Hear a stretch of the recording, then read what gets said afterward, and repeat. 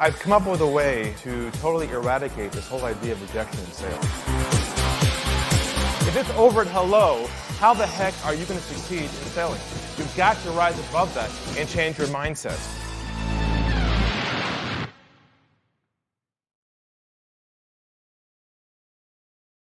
Hello, everybody, and welcome to the Stump The Guru Show. My name is Ari Galper, and if you're new to the show, I welcome you wholeheartedly. We have folks from all over the world who listen to this podcast, who jump on live to Stump The Guru, so to speak. So I specialize in trust-based selling, for those who don't know that, who are new to the show. And this show is different than probably most are used to. This is where nothing is preset. I'm walking on a wire here. Folks come in and ask me their toughest sales challenge they have, the complicated ones, the ones where they're stuck with an opportunity they can't get a hold of. They're getting rejection or resistance, and they're not sure how to deal with it. And look, what's happening out there in the market right now is this, that your potential clients or prospects are shopping you. It never used to be like that. It used to be they came to you pre-COVID as the expert. They would have a chat with you. You all get along well, and they become a client. And I miss those days. I truly do. But now things have changed. And if you're still wedded to the traditional model of selling, and which is overeducation, giving too much value or value in itself, or relationship building pre-trust, you're still doing all these behaviors. Unfortunately, will be on a decline soon, because your opportunities, you'll be losing opportunities. Because if they don't trust you first in your sales process, no matter what you do, won't make a difference. And it's interesting, after 25 years of doing this, my message has always been the same.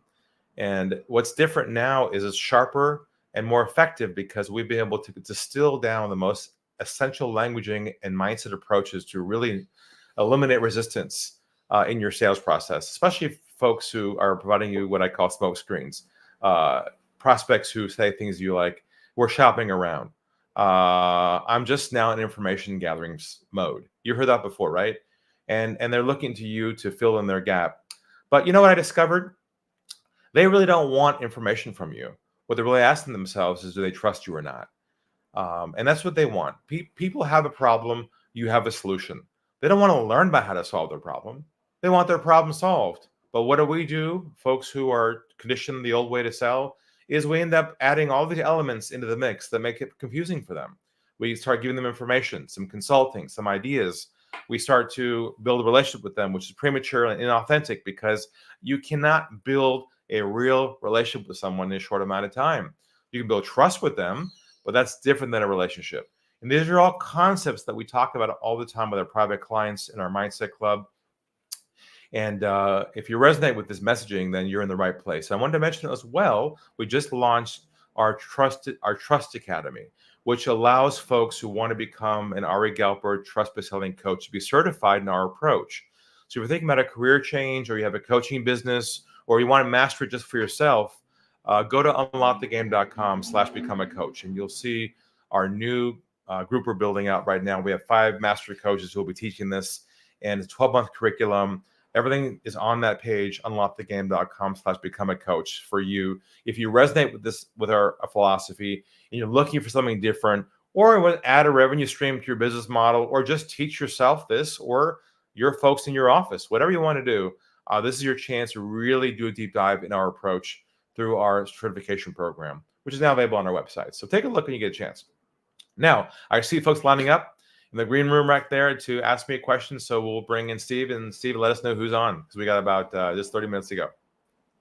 All righty. Well, look, Ari, you know this is going to happen. So happy birthday, my friend. For all that don't know, this is Ari's birthday week. I will not tell you the day, the year, or the age. That is a dark kept secret in my closet behind me.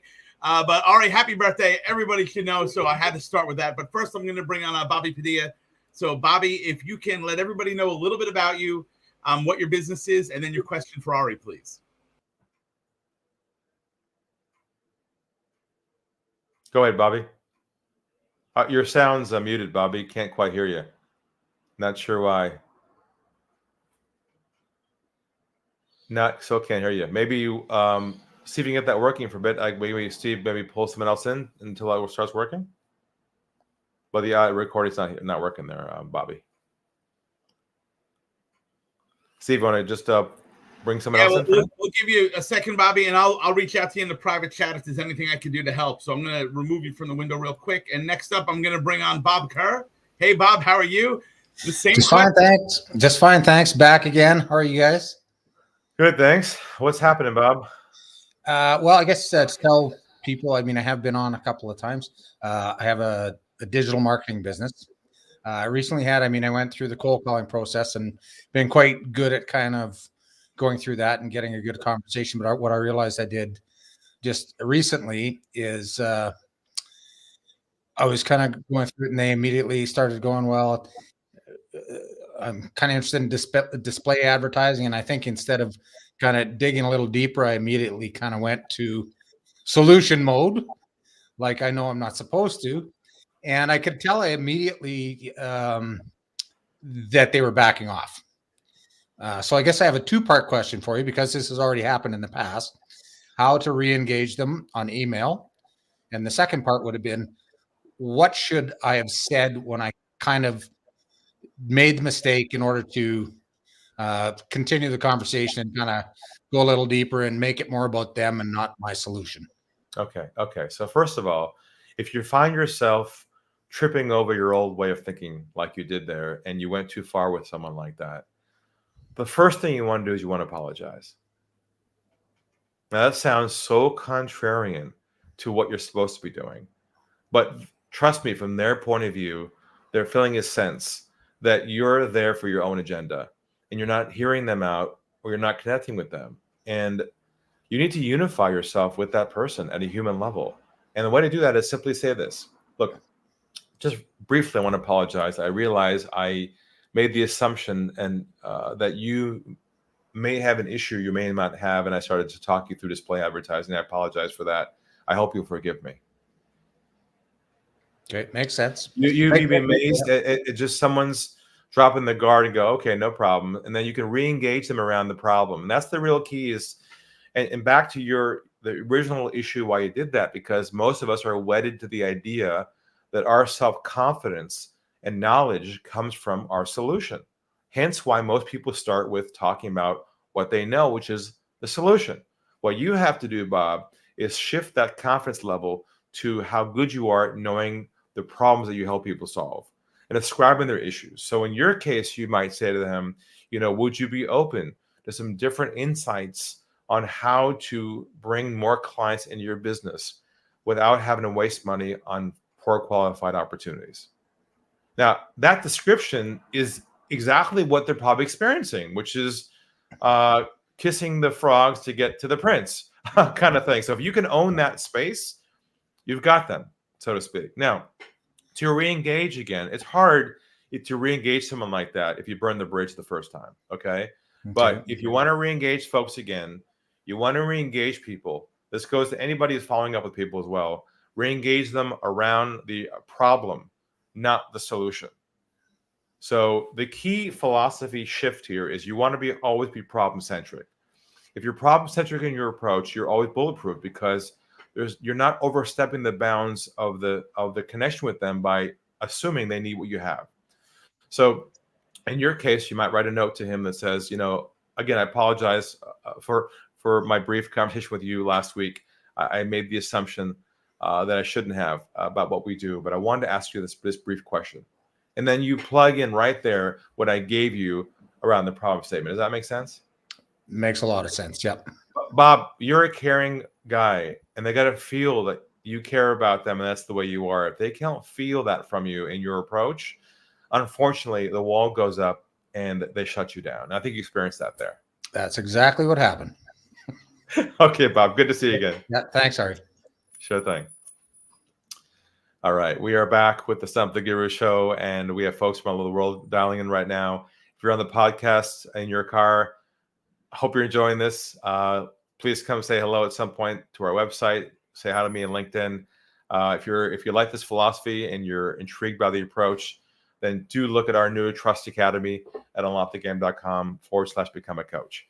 All right, Steve, who else do we have back there? All righty, I'm going to let Bobby sort out his audio. I'm going to bring on Sam. Sam, how we doing, buddy? I'm not going to tell you the deal. I'm going to let you do it yourself because you know.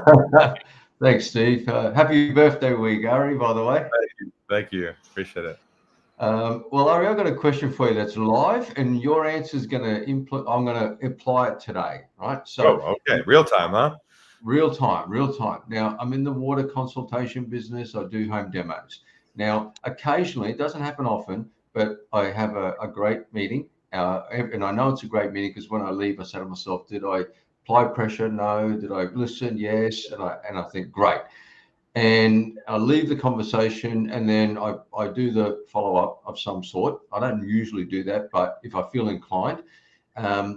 And then this is the question. So they replied back. In this case, this gentleman replied back by text, and he said, yes, Sam, we want to go ahead.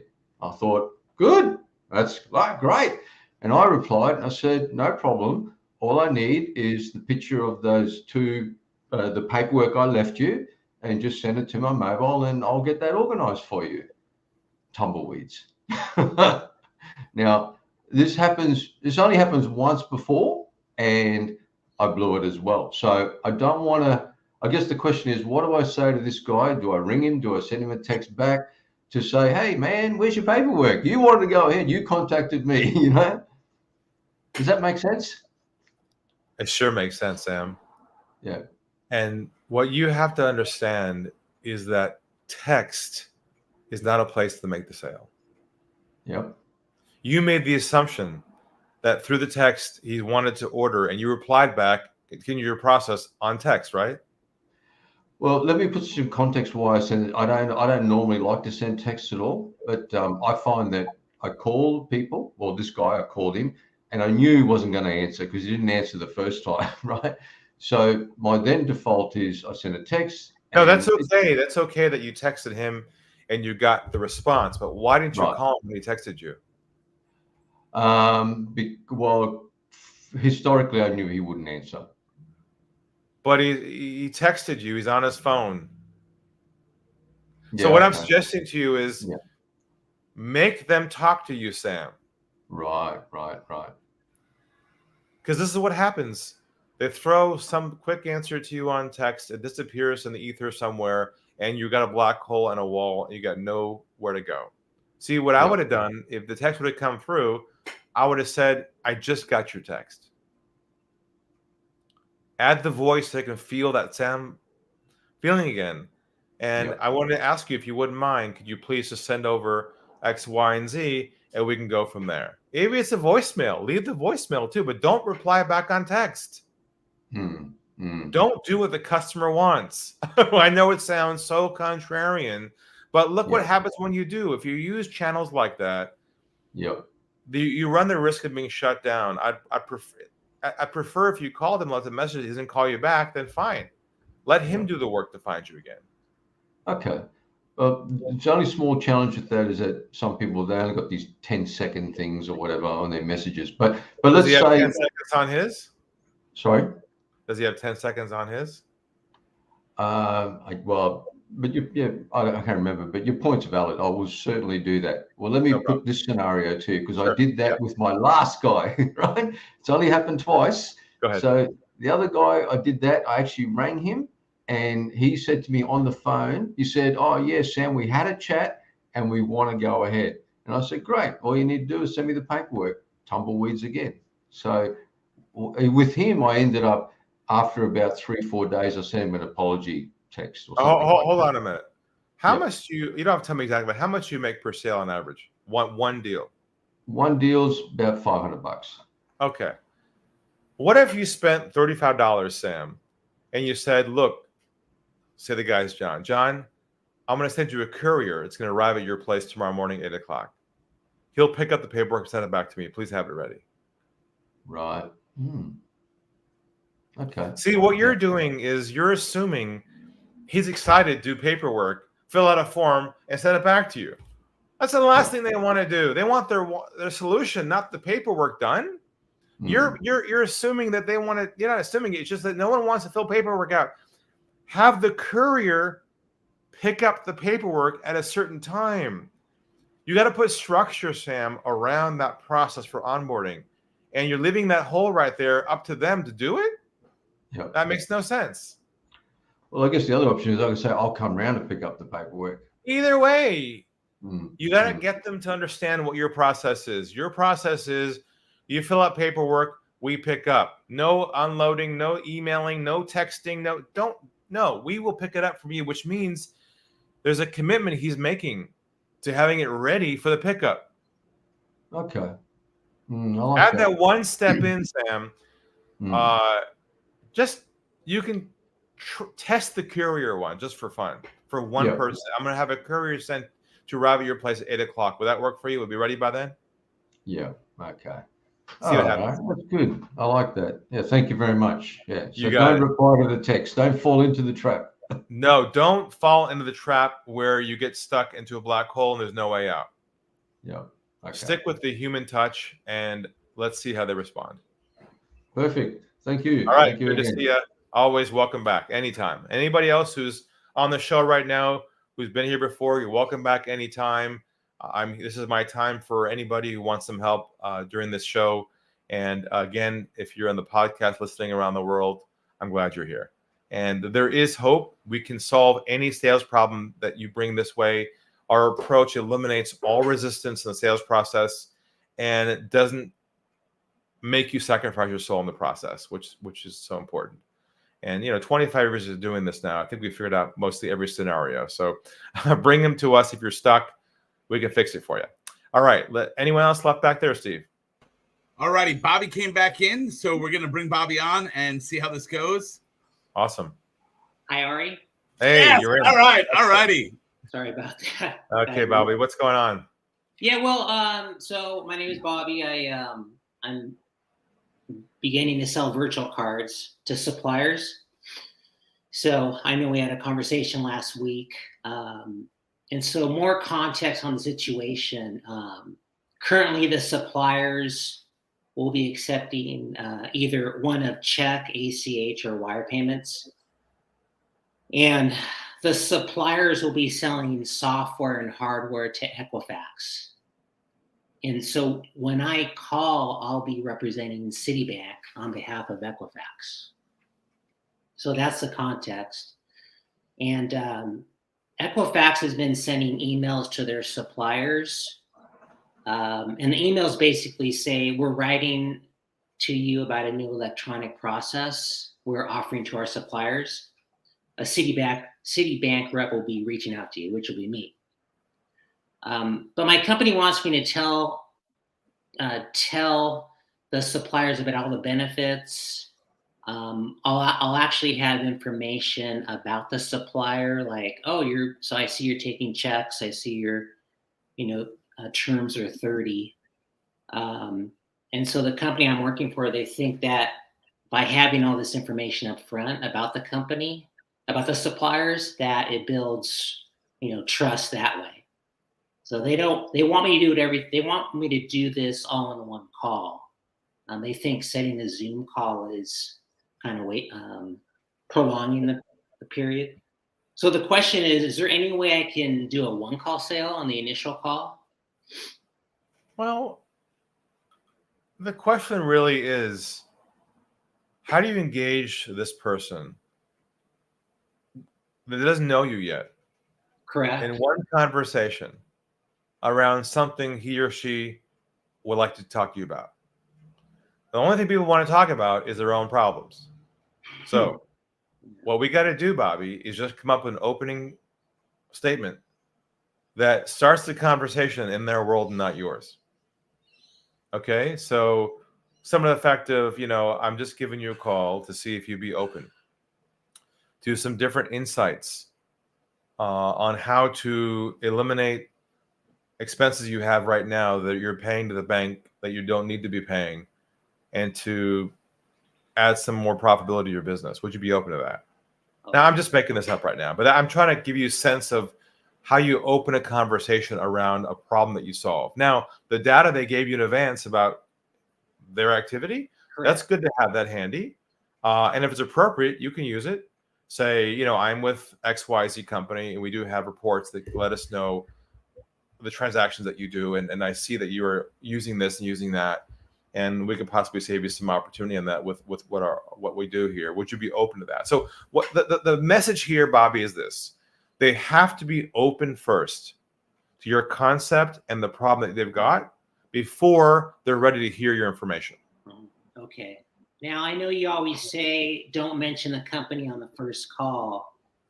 I don't mind. I don't mind it in your case if the brand itself makes sense to them. That's fine in your case. Yeah. If you're unknown, then obviously it's different. Okay.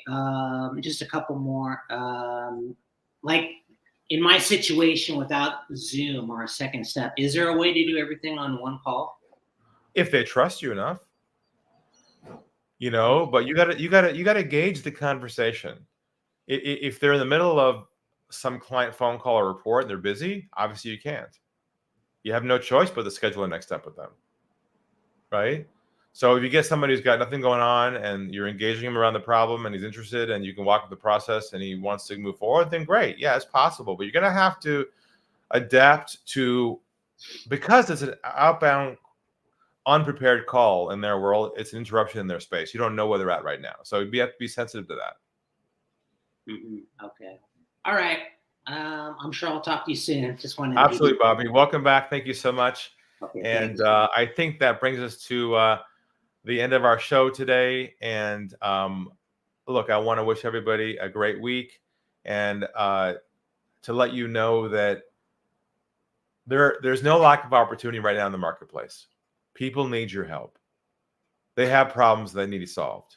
What they don't want is to go through hoops to solve that problem.